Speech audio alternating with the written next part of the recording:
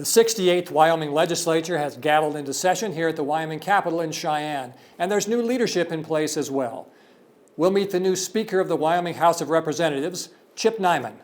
I'm Steve Peck of Wyoming PBS. Join us for Capitol Outlook.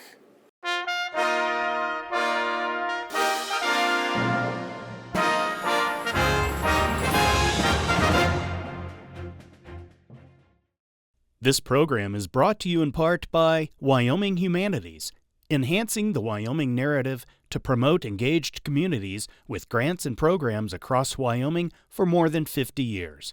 Proud to support Wyoming PBS. And by the members of Wyoming PBS. Thank you for your support. Welcome to Capitol Outlook. We're speaking today from the Wyoming Capitol, and I'm pleased to be joined by the new Speaker of the Wyoming House of Representatives, Representative Chip Neiman of Hulett, or Greater Hulett, we'll call it that. Greater Hulett, just outside of Hulett on the Belfouche River there. Yeah, small town guy in the Speaker's chair, which is fairly common in recent years.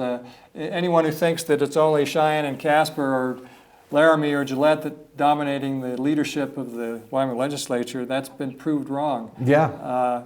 You haven't really been in office very long compared to what typical Speaker of the House might have been. Your first year in office was 2021. That's correct, Steve. So just beginning of my third term, yes. How do you explain your rapid rise to the leadership compared to what might be expected?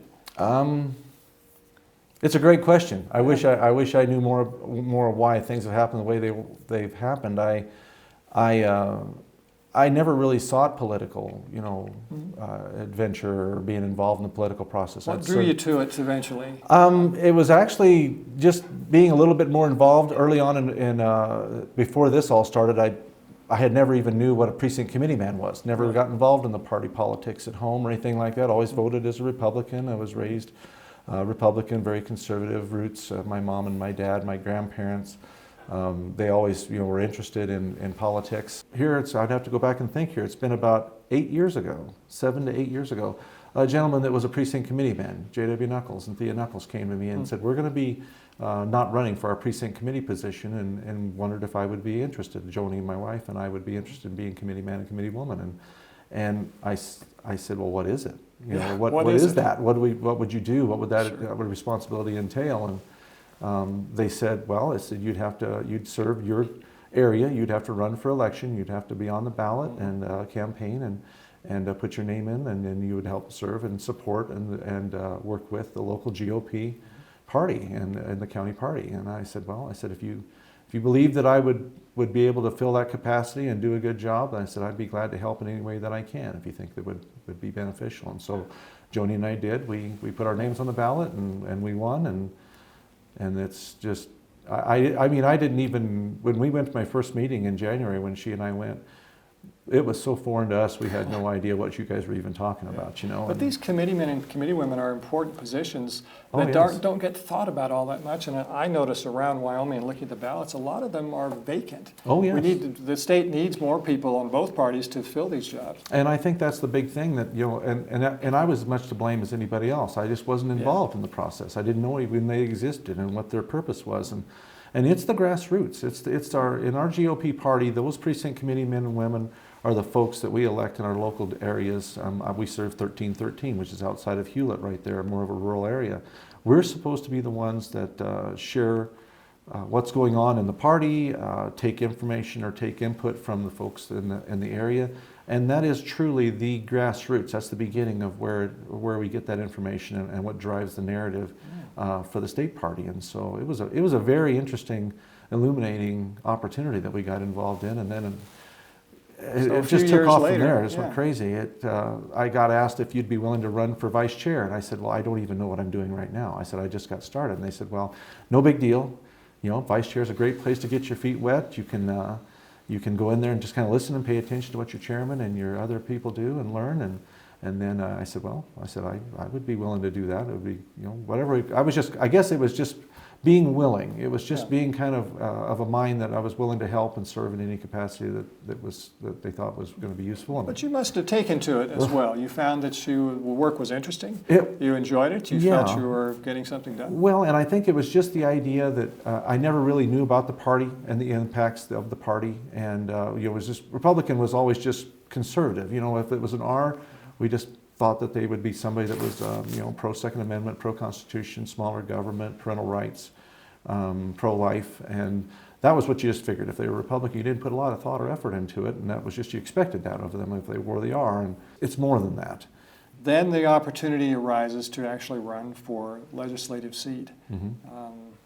That was your idea again, or did others encourage you to do that? It was actually others encouraged me. It was when I got elected then as vice chair immediately out of the gate there, thinking that this would be a great place to kind of get my feet wet and get under me. Well, then my committee chairman had a heart attack, and I became the committee chair almost immediately. So then we dealt with COVID. That was going on, and I remember I was running committee, county conventions remotely, and that was quite an experience in dealing with that. And then kind of the whole process of kind of developing the relationship with then your representative and your senator.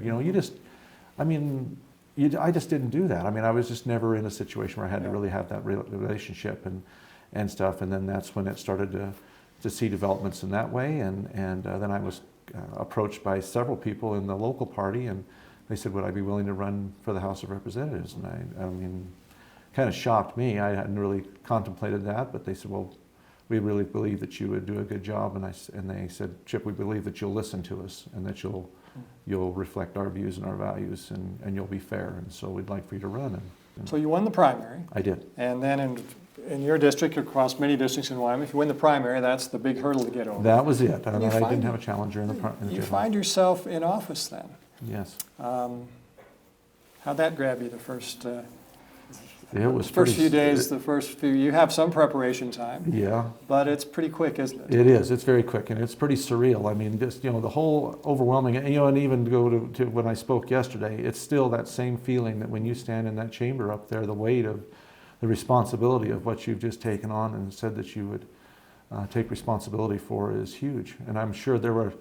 I didn't see any other representatives out there that looked like they were just really taking in.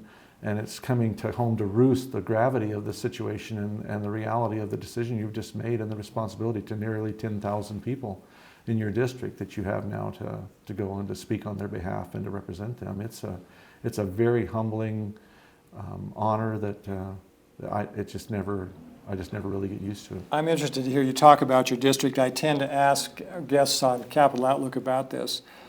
There are all kinds of districts in Wyoming. Some people, it's the city limits of the town they live in. Sure. Some it's a chunk of the town they live in. But you're in one of these big, geographically dispersed areas. Where do most people in your district live, or can you even say that? I would say, I serve all of Crook County in Northeast Wyoming, and basically the northern one half of Weston County is House District 1 as it stands right now. So my line goes all the way down to just the outskirts or right at the edge or just barely into Newcastle, Wyoming, all the way over, takes in Upton, then goes in Hulett, Moorcroft, Sundance, Pine Haven, Osage, Beulah, Aladdin. All the big towns. And all the big towns, the population is lower than the elevation on all those towns, and agriculture is probably the biggest driver of our economy, the timber industry.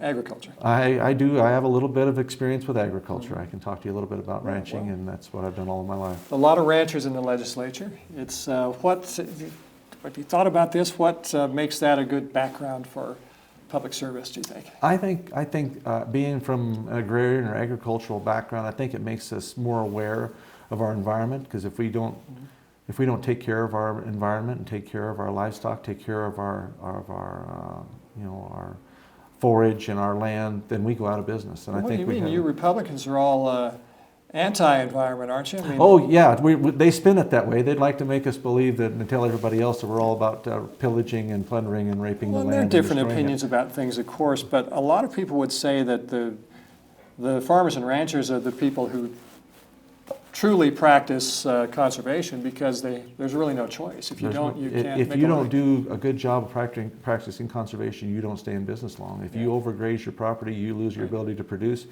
We are stewards of the land. We are there to manage that land in a way to help it to produce food and fiber for this state and this nation. And if we don't do a good job of it, we lose our job. You had a leadership position before Speaker, correct? Yes, sir. I was the majority floor leader for the past 2 years. And yes. so that's some preparation for what you're doing now. There are representatives and state senators, if you look at the directory, who've been in office for decades, who never get into the leadership track. It's just not for everybody. What made you think that this particular extra duty in the House would be good for you? I don't know if I looked at if it would be good for me. I think I never really thought about how this would help me move up the ladder or anything like that, or how it would be positive for me. I guess my attitude always was, how can I and what can I do to help serve the people of the state of Wyoming? If I had the support of evidently the majority of the people of the caucus, which the majority floor leader is elected by the Republican caucus. By everybody, yeah. And so you have to go forward and present your ideas and what you believe, and ask for their support. And my election was very tight. I mean, I won by 1 vote to become the majority floor leader, and I was a freshman when I ran for that position. And I was asked by other members of the body if I would be willing to serve in that capacity. And again, I said, yeah, if you guys believe that I have something to offer, I'm glad to offer it. It's an attitude of service, and I just want to help, and I want to be somebody that is productive, and I have, ideas about what I believe are important and things that are going to move the state ahead, and I want to do everything that I possibly can to help those things happen. And evidently, it resonates with more than half of the people in the body. We've got a big state here, Yes, we do. and you're probably envious of some of the members who get to go home frequently. Having this discussion with Senator Rothfuss when we were getting our pictures taken he gets to sleep in his own bed every night. He sleeps in his own bed every night. I have not slept in my own bed, and it's going to be probably at least 2 to 3 weeks now. And then who knows? It's winter time, and we're having nice enough weather now, but that can change any time. Absolutely. I And know, traveling from Cheyenne to Hewlett is an experiment. Can you get there from here? I guess you There can. is a road that will get you. You can get there from here. So it just adds to the demands of it in a way that I think maybe the average voter doesn't think about all that much. One thing that comes up in just general sort of discussion about someone who hasn't had 20 years of tenure before rising to the leadership positions is that it's so complicated that you have to have a lot of knowledge and roots in the system to figure it all out. But how are you dealing with all that? Is it just a lot harder to be the majority floor leader, to be the speaker, than you thought it might be, or have you found you've taken to it well enough? It's a challenge. What does the speaker do that a regular representative doesn't do? Well, and there's been people that have said that it's simply making sure that the floors are swept and the lights are off when you leave. Well, I can assure you that being the speaker is far more complicated than that, and I would have to say that any previous speaker would confirm that. Yeah. You are challenged with the responsibility of setting up committees. You're challenged with the responsibility of naming chairmen that are going to move legislation that can work with the body and try to reflect the views and the values of the people of the state in the previous elections, and to identify those elections and see where the state of Wyoming is wanting to go. You're responsible to make sure that the legislation is introduced. I mean, I almost hate to say it, but kind of picking winners or losers and sorting through those things and getting legislation based on timing and those things that are important. You're charged as speaker to, I believe, work with your Senate and counterparts and with the governor, and to try to bring a cohesive air or attitude towards the body so that we can be productive and that we can get along and work together. I mean, that's been a challenge in the past few years. I've seen it for most of my tenure. And you said you're sort of uncomfortable using the term winners and losers, but the fact is somebody has to make these decisions. There has to be an agenda, and somebody has to lead the setting of it, and that's where you find yourself. Yes, and I think there's an air of trust that I think because of that position, they're expecting that they can trust you to do the right thing. And even if they don't necessarily agree with all even of it. if they don't necessarily agree. And I tried to make that point in my speech yesterday. It's being charged with being fair and being able to listen and to not just, to run along and drive this agenda and force things down people's throats. And while we have the votes, I mean, if you look at the conservatives right now and the way this last election went, we have the votes to do that. But that's not good for the long term. We need to have good relationships and to try to cultivate those relationships and work together to get things done for everybody's benefit so we can have a positive outcome. But my charge right now is to reflect what the people said. They gave us a clear direction that they want to go, and I want to respect that, and I believe the rest of the body sees and understands that, and I'm going to do my best to help do that. Think about the best friend you've ever had, or the person in your family who's the closest to you, or the person that loves you the most, or vice versa. Do you know anybody who agrees with you about everything? No. I don't. I don't always get along with my wife, but we still work together and love each other. And so that's kind of, that gets to the point. I mean, I guess if everybody agreed on everything, we might not need to have the legislature. Well, and I also mentioned that in my speech. In Proverbs it tells us that iron sharpens iron, and if we look at it as it's not an attack, but it's an effort or it's an opportunity for us to be able to see from a different perspective, but to weigh those and debate those issues and make sure that we have that opportunity for learning from each other. But I always go back to how I got here, how I got to the dance, who I listened to, and my foundation, in my faith is where I'm at in this, and it drives me to be that type of a person, is to respect others and to work together. We even Wyoming PBS can't be in two places at once, so I flipped a coin and watched your opening ceremonies yesterday. And I'm not trying to embarrass you or anything. You were in a public place when you did, but you were moved by the moment. You've hinted at that already today. I think anyone watching, regardless of how they might feel about a particular position or positions that you've taken, would see that you're a serious person who's planning to give his best to this job. Safe to say. That is my commitment to the people of the state of Wyoming. Yeah. I love this state and I love its people, and I will do everything in my power to make sure that we do our very best to make sure that I don't think for my generation. I mean, this right now, I'm okay. We'll work through this. We'll make it work. Mm-hmm. My prayer, my desire is that we make good decisions for the next generation. I got to recognize my grandchildren in those galleries yesterday, and I have 5 grandchildren that are depending on us right now for what they're going to get to walk into, how their lives are going to be different. And I hope to have great grandchildren.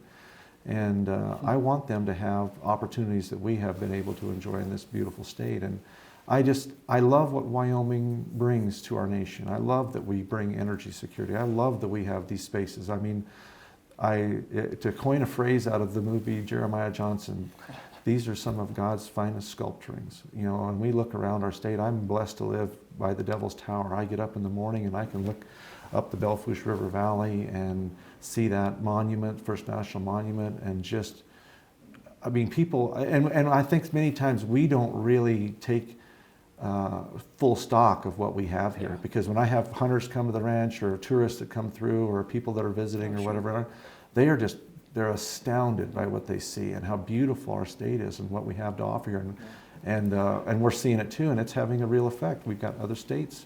People are voting with their vehicles. They're moving to Wyoming. There's some impacts to that are challenging for Wyoming. Property taxes is one that I think can be traced in not every case, but in some cases to out-of-state people with a lot of money moving to Wyoming, mm-hmm. buying property at a high price, where someone like you who's lived in the same place or where I've lived for a long time, it has an impact then on you and on me and on those people, and they really didn't do anything except just live in Wyoming.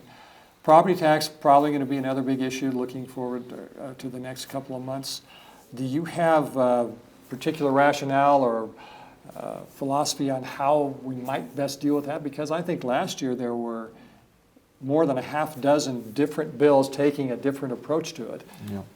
What are you thinking about that in 2025? We're going to see bills coming from both chambers. I mean, I already know of bills coming from President Biteman's chamber. I know of bills, in fact, I introduced a property reduction tax a property tax reduction yesterday. So we're going to hear that start working through revenue. And we're going to try to address these challenges that we're seeing, because we base all of our taxes on fair market value in Wyoming. And so when you start seeing people move in and paying far above appraised value for property. Is that still fair? Oh, and is that fair? And to me, that is being taxed on unrealized income. I mean, the only way that you're going to be able to enjoy that income is you have to sell your property. And then what are you going to replace it with?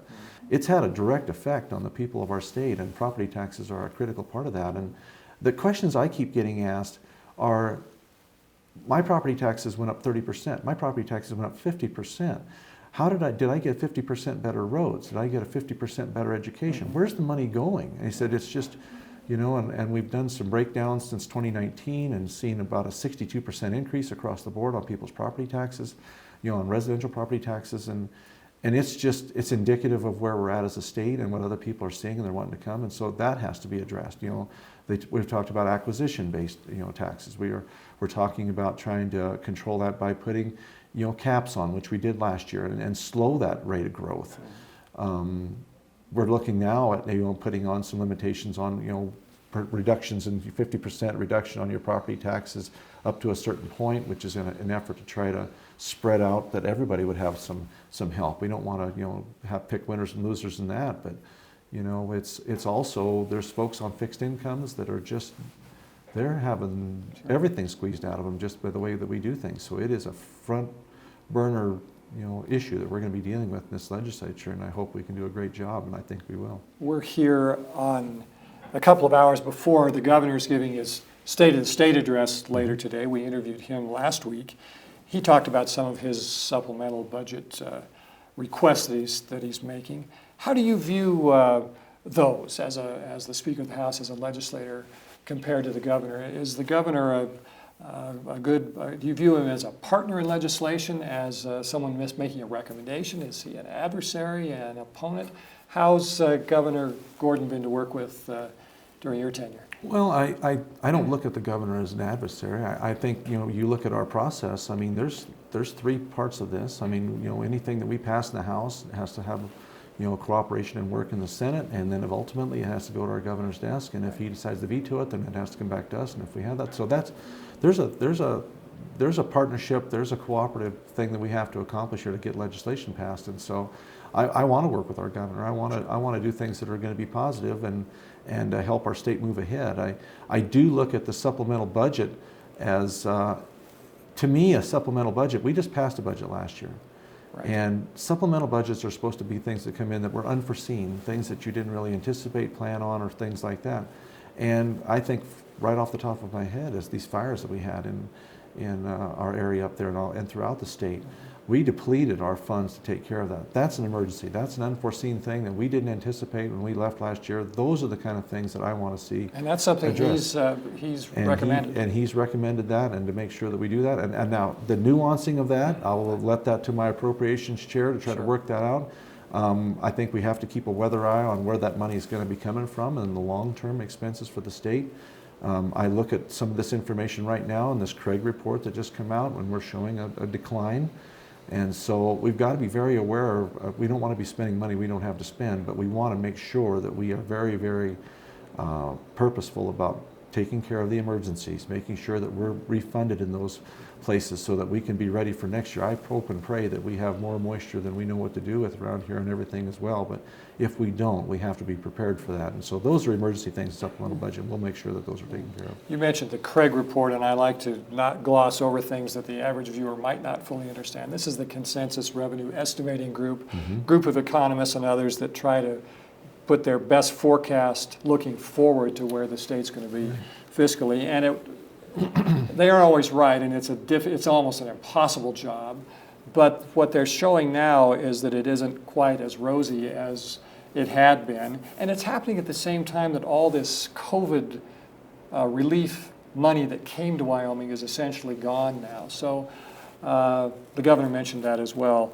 Additional challenges looking forward. We have a budget in place through this year and on into next, but you can never stop thinking about it. Even if we're not in the so-called budget session, every session in a way becomes a budget session. Oh, absolutely.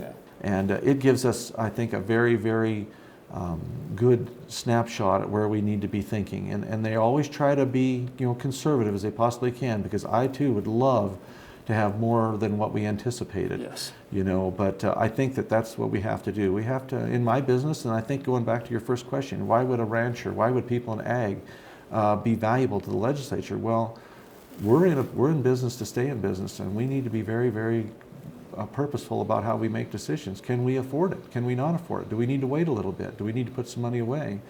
Do we want to take on debt? Can we see what's the next step? Are we going to be able to service that debt?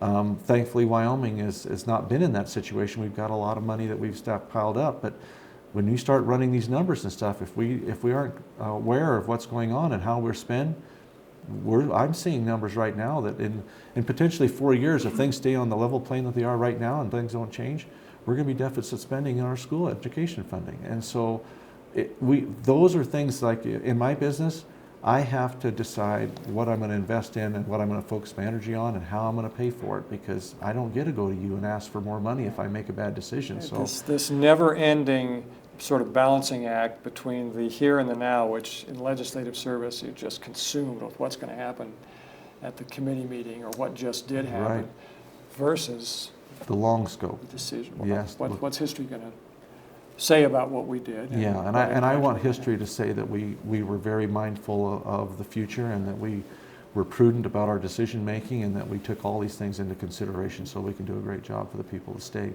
Well, Speaker Chip Neiman, House District 1, I appreciate your willingness to come out here. We record these in an early hour on a weekday, and that's nothing new to you, but still, it's a willingness to participate. It goes back to your willingness that you mentioned in your job in general, and I appreciate you coming on. Nothing says you have to be here, but I'm glad that you were.